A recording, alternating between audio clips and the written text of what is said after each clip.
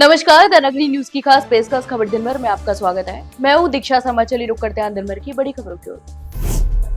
राजस्थान में हाल ही में हुई दुर्घटना के बाद मुख्यमंत्री बजलाल शर्मा ने मृतकों और घायलों के परिवार को आर्थिक सहायता प्रदान करने का निर्णय लिया है। सरकार ने मृतकों के आश्रितों को 10-10 लाख रुपए की आर्थिक सहायता देने की घोषणा की है। वहीं उन परिवारों में जहां इस दुर्घटना में 3 या उससे अधिक लोगों की मौत हुई है, उन्हें विशेष तौर पर 25-25 लाख रुपए की मदद दी जाएगी। इसके अलावा गंभीर रूप से घायल हुए व्यक्तियों को 2-2 लाख रुपए की वित्तीय सहायता दी जाएगी। सामान्य चोटिलों को भी राहत के रूप में 1-1 लाख रुपए प्रदान किए जाएंगे। मुख्यमंत्री बजलाल शर्मा ने कहा कि राज्य सरकार प्रत्येक प्रभावित परिवार के साथ है और उनका एक कदम उन्हें सहारा देने और पुनर्वास में मदद करने के लिए उठाया गया है। राजस्थान के 12 जिले की अंता विधानसभा सीट पर होने वाले उपचुनाव को लेकर सियासी माहौल अब पूरी तरीके से गर्मा गया है। कांग्रेस प्रत्याशी प्रमोद जैन भाया ने अपने परिवार के साथ जोरदार तरीके से नामांकन दाखिल किया। उन्होंने अपनी पत्नी उर्मिला जैन और बेटे एस जैन के साथ अंता के निर्वाचन अधिकारी हवाई सिंह गोदारा के समक्ष अपना नामांकन पत्र भरा। इस नामांकन के बाद में भाया ने प्रेस से बातचीत में भाजपा सरकार पर विकास कार्यों में लापरवाही और किसान योजनाओं को बंद करने के गंभीर आरोप लगाए हैं। प्रमोद जैन भाया ने कहा कि भाजपा सरकार के कार्यकाल में अंता का विकास पूरी तरह ठप पड़ गया है। उन्होंने आरोप लगाया कि कांग्रेस सरकार के समय शुरू की गई कई जन कल्याणकारी योजनाओं को या तो बंद कर दिया गया है या फिर उनके लाभ को काफी हद तक सीमित कर दिया गया है। किसानों को पर्याप्त बिजली और सिंचाई सुविधाएं नहीं मिल रही है, जिससे ग्रामीण क्षेत्रों में आक्रोश व्याप्त है। जैसलमेर में हुए दर्दनाक बस अग्निकांड के बाद पूरे राजस्थान में शोक और आक्रोश का माहौल है। इस भीषण हादसे में अब तक 20 लोगों की मौत हो चुकी है, जबकि कई यात्री गंभीर रूप से झुलसे हुए हैं। इस हादसे के बाद शिक्षा मंत्री मदन दिलावर ने महात्मा गांधी अस्पताल पहुंचकर घायलों से मुलाकात की और उनके इलाज की व्यवस्था का जायजा लिया। उन्होंने अस्पताल प्रशासन को निर्देश दिए कि घायलों को किसी भी प्रकार की दिक्कत नहीं होनी चाहिए और पुख्ता चिकित्सा सुविधा भी उपलब्ध कराई जाए। मदन दिलावर ने इस दौरान कहा कि मुख्यमंत्री बजलाल शर्मा की इस घटना पर गहरी चिंता है और उनकी भावना के अनुरूप हर संभव मदद सुनिश्चित की जानी चाहिए। उन्होंने अस्पताल अधीक्षक को स्पष्ट निर्देश दिए कि इलाज में किसी तरह की लापरवाही बर्दाश्त नहीं की जाएगी। राजस्थान के टोंक जिले से कांग्रेस विधायक और पूर्व उप मुख्यमंत्री सचिन पायलट ने अंता उपचुनाव को लेकर भाजपा सरकार पर बड़ा हमला बोला है। उन्होंने कहा कि अंता में उपचुनाव होना ही अपने आप में एक बड़ा संकेत है। यह सोचने की बात है कि आखिर उपचुनाव की नौबत क्यों आई। पायलट ने कहा कि उच्च न्यायालय और सर्वोच्च न्यायालय ने वहां के विधायक को इस काबिल नहीं समझा कि वे इस पद पर बने रह सके, जिनकी सदस्यता रद्द कर दी गई है। यही जनता के सामने सबसे बड़ा सबक है। सचिन पायलट ने बुधवार को टोंक दौरे पर थे, जहां उन्होंने 82 करोड़ रुपए की लागत से बने सिंथेटिक रनिंग ट्रैक और मल्टीपर्पज इंडोर स्टेडियम का लोकार्पण किया। इस दौरान उन्होंने युवाओं से जुड़ी हुई कई बातों पर चर्चा की और कहा कि प्रदेश में नौजवानों के लिए खेल और स्वास्थ्य का मजबूत तैयार करना उनकी प्राथमिकता रही है।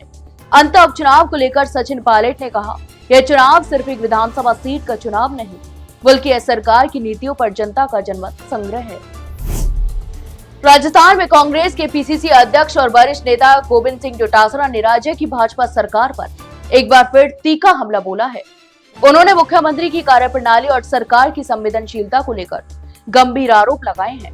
इसके अलावा डोटासरा ने कहा कि राज्य ने अब तक इतनी कमजोर मुख्यमंत्री व्यवस्था पहले कभी नहीं देखी। उनका यह बयान ऐसे समय में आया जब झालावाड़ जिले में एक दर्दनाक हादसे में 7 बच्चों की मौत हो गई।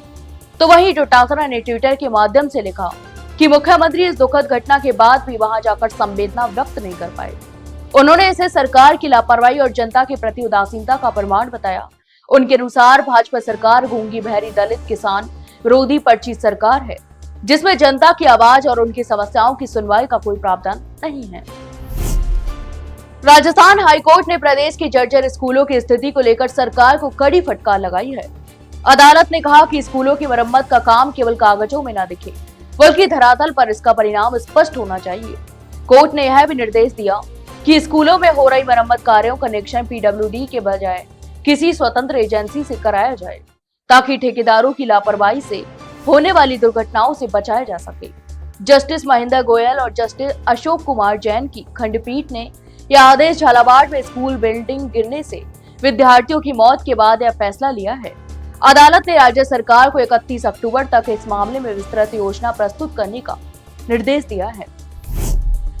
मेड़ता उपखंड के बेदावड़ी गांव में जन्मे कमल खदाब ने राजस्थान प्रशासनिक सेवा यानी आरएएस परीक्षा में 9वीं रैंक प्राप्त कर परिवार और गांव में खुशी का माहौल बना दिया है। कमल खदाब एक साधारण किसान परिवार से ताल्लुक रखते हैं। उन्होंने सेल्फ स्टडी के माध्यम से यह मुकाम हासिल किया और अपनी मेहनत और लगन से सफलता प्राप्त की। कमल खदाब ने अपने करियर की शुरुआत शिक्षक के रूप में की थी, जबकि वर्तमान में वे सहकारिता विभाग में कार्यरत हैं। वे मेड़ता सिटी कृषि मंडी में संचालित क्रय विक्रय सहकारी समिति में कोऑपरेटिव इंस्पेक्टर के पद पर कार्यरत हैं। उनके पिता हरकाराम चौधरी एक साधारण किसान हैं और माताजी पूनम देवी गृहिणी हैं। कमल की पत्नी संजू देवी चिकित्सा विभाग में एएनएम पद पर कार्यरत हैं। राजस्थान के टोंक जिले में बिजली चोरी के खिलाफ विद्युत निगम ने बड़ा एक्शन लिया है।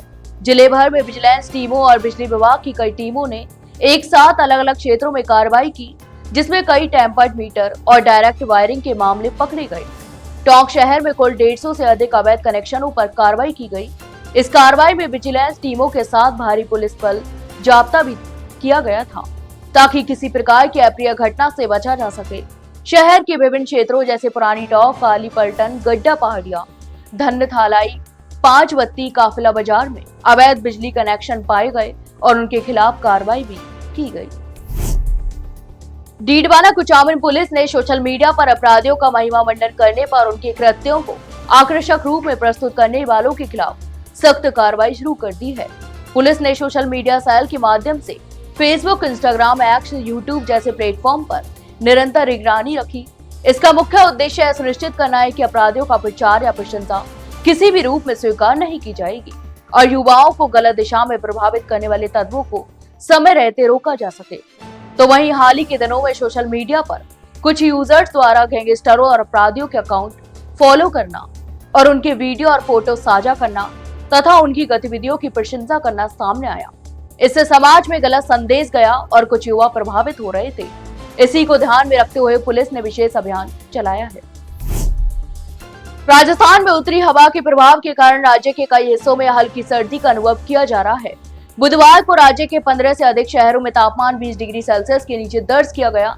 शेखावटी क्षेत्र के सीकर, चूरू, झुंझुनू और बीकानेर संभाग के शहरों में रात के समय ठंडी हवाओं का असर भी देखने को मिला। गुरुवार को राज्य में सबसे अधिक ठंडी रात नागौर में रही, जहां न्यूनतम तापमान 15 डिग्री सेल्सियस से नीचे दर्ज हुआ। मौसम केंद्र जयपुर ने अनुमान लगाया कि अगले कुछ दिन भी राजस्थान में इसी तरह का मौसम बना रह सकता है। पिछले 24 घंटों के दौरान अधिकांश शहरों में मौसम साफ रहा और दिन में धूप भी खिली रही। राज्य के पश्चिमी और उत्तरी हिस्सों जैसे जैसलमेर, बाड़मेर, बीकानेर और गंगानगर में अधिकतम तापमान 26 से 35 डिग्री सेल्सियस के बीच दर्ज हुआ। वहीं जयपुर, अलवर, सीकर, पिलानी और कोटा के अधिकतम तापमान लगभग 32 डिग्री सेल्सियस रहा। तो ये थी दिन भर की तमाम बड़ी खबरें। कल फिर आपके साथ रूबरू होंगे, तब तक के लिए नमस्कार।